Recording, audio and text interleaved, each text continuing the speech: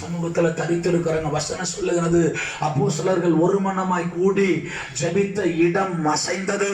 அதே போல ஒரு ஜெப வாழ்க்கை நம்ம வாழ்க்கையில வரட்டும், பிள்ளைகளுடைய வாழ்க்கையில வரட்டும், நம்ம குடும்பத்தில் உள்ள வாழ்க்கையில வரட்டும். ஆண்டவர்கிட்ட ஒப்பு கொடுங்க. ஆண்டவர் நம்ம வாழ்க்கையை மாற்றுவார். அல்லேலூயா.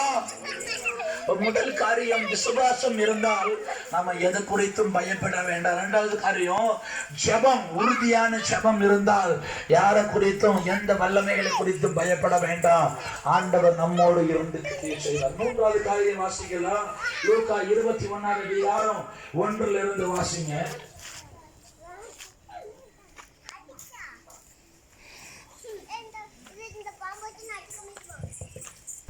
சொல்லுகிறேன்.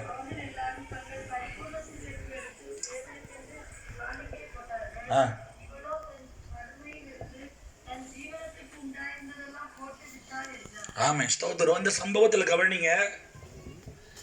ஐஸ்வர்யவான்கள், ஏழை விதவை, இந்த சம்பவம் சொல்லப்படுகிறது.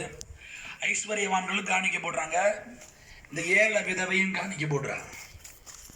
ஐஸ்வர்யங்களை குறித்து சொல்லும் பொழுது அவர்கள் தங்களுடைய பரிபூர்ணத்திலிருந்து எனக்கு கொடுத்தார்கள். இந்த ஏழை விதவையோ தன்னுடைய ஜீவியத்திற்கு வாழ வைத்திருந்த பணத்தை 2 காசையும் உள்ள போட்டுட்டான். நாம கர்த்தருக்கு கொடுக்கிறவங்க மாறிட்டு பயப்பட வேண்டாம். அல்லேலூயா. என்ன, கர்த்தருக்கு, தேவனுக்கு, தேவனுடைய ஊழியத்திற்கு கொடுக்க ஆஸ்பத்திரிக்கு வீணா செலவாயிட்டு வருது பாத்தீங்களா?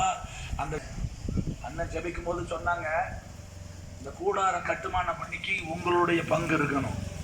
ஆமே, கொடுக்கிற கரங்களா மாறி பாருங்களேன். ஆண்டவர் அவர் தரிசனத்துல சொப்பனத்துல பேசிட்டாரு. பேசிட்டு என்ன முழு ஊழியத்திற்கு அழைக்கிறார்.